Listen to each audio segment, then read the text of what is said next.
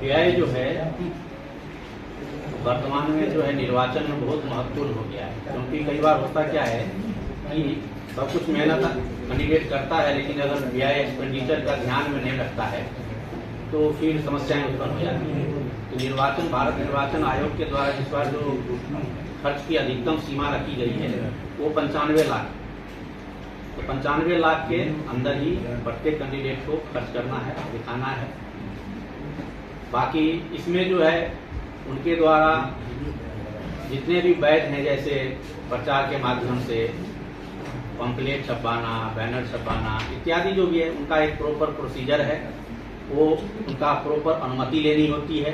अनुमति लेने के उपरांत वो उनका उपयोग करते हैं, और वो अनुमति जो है जिन भी चीज़ों की ली जाती है, चाहे वाहन हो, पंपलेट हो, पोस्टर हो, विज्ञापन हो, वो सारी सूचनाएं व्यय कोषांग में आती है। फिर हम लोग उनके द्वारा जो एक निर्धारित दर है,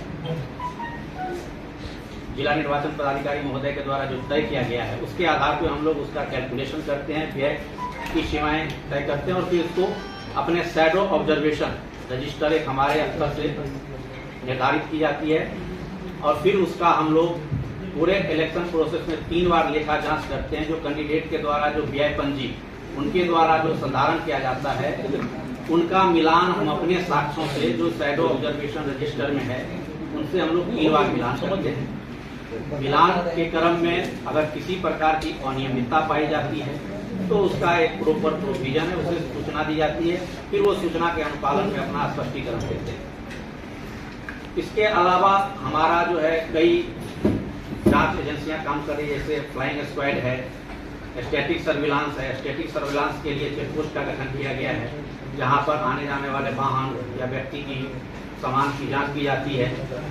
उसी तरह से फ्लाइंग स्क्वाड के द्वारा मूवमेंट में रहकर किसी भी प्रकार की जो गतिविधियां, अगर इलीगल गतिविधि की सूचना हमें मिलती है, वहां पहुंचकर उनके द्वारा जांच की जाती है और फिर उस समस्या का समाधान किया जाता है। तो इलेक्शन कमीशन के द्वारा जो